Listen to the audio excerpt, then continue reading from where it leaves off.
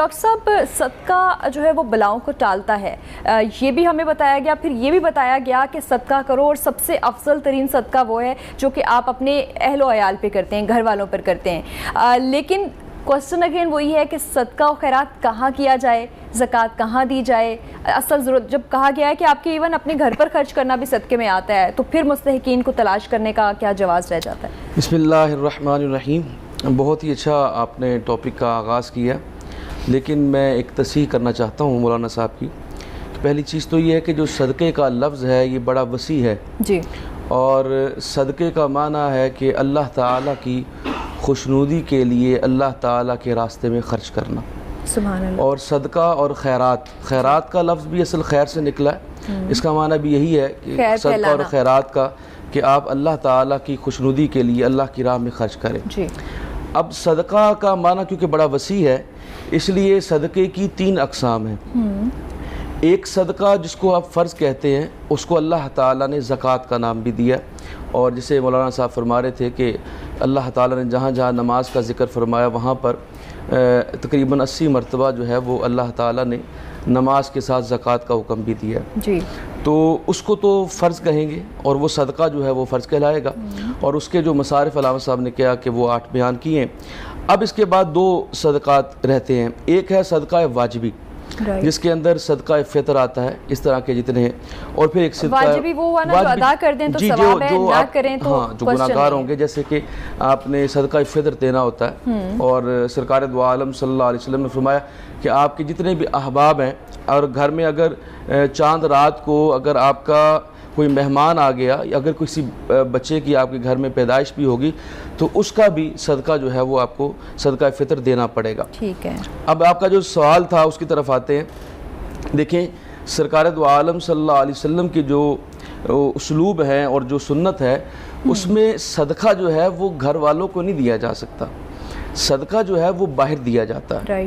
ٹھیک ہے. اور جو مصارف اللہ تعالیٰ نے صدقے کے بیان کی ہیں کہ جو زکوٰۃ جن کو لگ سکتی ہے ان کو صدقات بھی لگ سکتی ہیں.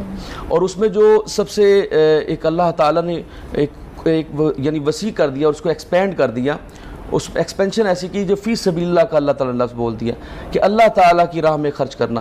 تو یہ معنی بہت ہی وسیع ہے کہ جیسے آپ کہتے ہیں کہ وہ زکوٰۃ کے جو 8 مصارف ہیں ان میں جو یہ آخری جو اللہ تعالیٰ نے فی سبیل اللہ کے اللہ کی راہ میں خرچ کرو، یہ بڑا ہی وسیع ہے. تو جس طرح علامہ صاحب فرما رہے تھے کہ آپ لوگوں میں جو ہے وہ مستحقین کے پاس پہنچیں، تو اس لیے ظاہر ہے کہ جو آپ کے ذی القربہ جو آپ کے قریبی رشتہ دار ہیں اور وہ ہر جگہ پر اور آقا علیہ السلام نے یہ فرمایا کہ اگر آپ کے گھر میں آپ کی بیوہ بیٹی جس کے کا شوہر جا چکا ہے اور وہ آپ کے در پہ موجود ہے اور اس کا کوئی والی وارث نہیں ہے تو حضور اکرم صلی اللہ علیہ وسلم نے اس کو بھی صدقہ دیا جا سکتا ہے. رائٹ. اس کو صدقہ دینا سب سے بہترین صدقہ ہے. اور زیر کفالت بھی ہو، لیکن ظاہر ہے وہ آپ کے اس طرح تو زیر کفالت نہیں آتی نا، آپ نے تو اس کو بیاہ دیا تھا، وہ اپنے بچوں کو لے کر اپنا سایہ ڈھونڈنے کے لیے آپ کے پاس آئی ہے تو اس کو بھی دیا جا سکتا ہے. لیکن اپنے بیوی بچوں کو اور ان لوگوں کو صدقہ نہیں دیا جا سکتا. ہاں اب آگے رشتہ داری والی بات، جو چیزیں جو مصارف اللہ تعالیٰ نے زکوٰۃ کے حوالے سے بیان کی ہیں وہی صدقات نوافلہ ہو یا واجبہ ہو وہ ان کو بھی دیا جا سکتا ہے. اور جس طرح آپ نے فرمایا وہ بلاؤں کے حوالے سے کہ بلاؤں کو ڈالا جاتا ہے، وہ آقا علیہ السلام کا فرمان ہے.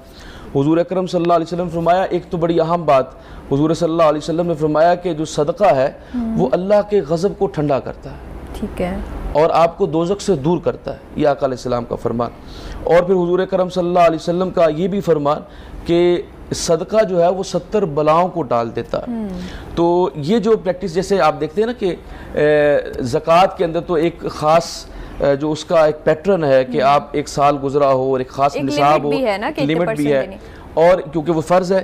لیکن صدقہ جو نافلہ ہے یا جو واجبہ ہے اس کی بڑی ایکسپینشن ہے، وہ آپ کو ہمیشہ کرتے رہنی چاہیے. اور سرکار دو عالم صلی اللہ علیہ وسلم نے جو روٹین بتائی اور جو صحابہ کے ہمیں سنت سے ملتا ہے، آپ کے اگر دیکھا جائے اصحاب کے عمل سے، وہ تمام تر مال جو ہے وہ خرچ کر دیا کرتے تھے، وہ اپنا گھر روزانہ خالی کی کر دیا بنیاد کرتے پہ۔ تھے۔ اس لیے میں یہ چاہوں گا کہ ناظرین کو کہ آپ چاہے جتنا بھی چند روپے بھی ہوں، 1 روپیہ ہو، چاہے چند سکے آپ کی جیب میں ہوں، تو یہ پریکٹس کریں کہ آپ وہ اس کو اللہ تعالیٰ کی راہ میں خرچ کریں، لیکن پھر وہی بات کہ جو حقدار ہے اس کو پہنچانا ضروری ہے۔ بالکل، اور سب سے خوبصورت بات یہ بھی ہے، ہمارا اتنا خوبصورت مذہب ہے کہ یہاں پر اگر آپ صدقہ و خیرات کرتے ہیں، 1 گنا کرتے ہیں تو اس کا 10 گنا زیادہ جو ہے وہ آپ کو عطا کرنے کی جو ایک کہہ لیں خوشخبری ہے وہ سنائی گئی ہے دنیا میں ہی۔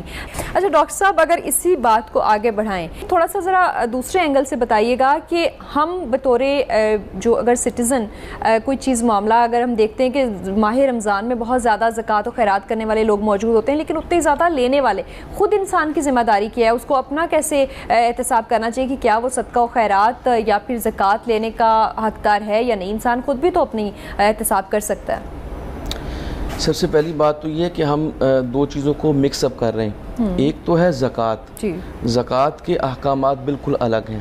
یہاں پہ ہم جو کوئی ڈسکس کر رہے ہیں وہ اب ہم واجبہ جو یا نافلہ جو صدقہ ہے اس کو ڈسکس کر رہے ہیں، اور اس میں جو مولانا صاحب نے بات کہی تھی نا کل العفو والی، کہ جو زائد ہے اس کو خرچ کر دیا جائے، وہ حکم زکوٰۃ کے آنے سے پہلے تھا۔ تو زکوٰۃ کے مسلمانوں نے پوچھا صحابہ نے کہ کیا خرچ کریں، اور اس کو کہا گیا کہ آپ جو زائد ہے وہ خرچ کر دیں۔ تو پھر اس کے بعد جو اللہ تعالیٰ نے تعین کر دیا، اسکیجول دے دیا، شیڈول دے دیا کہ آپ نے اس طرح یہ اس کی شرح ہے اور ریشو دے دی کہ آپ نے اس کے اوپر اتنی زکوٰۃ دینی ہے، تو پھر یہ حکم جو ہے وہ ساقط ہو گیا۔ لیکن پھر وہی بات کہ صحابہ کرام کی جو میجورٹی تھی، یا خود آقا علیہ السلام کی جو حیات طیبہ سے جو ہمیں سبق ملتا ہے کہ آقا علیہ السلام نے کبھی زکوٰۃ نہیں دی۔ کیوں نہیں دی؟ کیونکہ آپ کے اوپر کبھی فرض نہیں ہوئی۔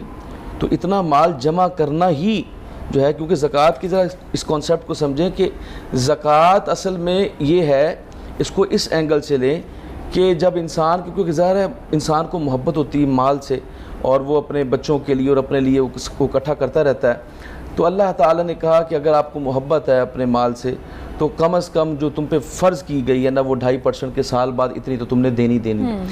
اب یہ وہ ہے کہ جو آپ کے اندر سے مال کی محبت کو کم کرتا ہے۔ اب رہ گیا یہ معاملہ کہ جو صدقہ نافلہ وغیرہ کرنا، کہ جو روزمرہ میں صدقہ کرنا ہے، اس میں پھر یہ لمٹ ہے کہ آپ اپنے بچوں کو، اپنے اہل و عیال کو دیکھ کے بقایا جو ہے وہ خرچ کر دیں۔ اور آپ دیکھتے ہیں سیدنا صدیق اکبر کی زندگی سے دیکھتے ہیں، آپ سرکار دو عالم کی زندگی سے دیکھتے ہیں، خلفائے راشدین کی، عشرہ مبشرہ کی، ان تمام کی زندگیوں سے ہمیں یہ سبق ملتا ہے کہ مال کو جمع کرنے کی جو ہوس ہے اس کو کم کرنا ہے۔ یہ جو گریڈنس ہے نا انسان کے اندر، کہ انسان جو ہے وہ مال کو جمع کرنے کا جو طمع ہے، اس کو کم کرنے کی یہ سارے ٹولز ہیں۔ اس میں زکوٰۃ آتی ہے، اسی میں صدقات آتے ہیں۔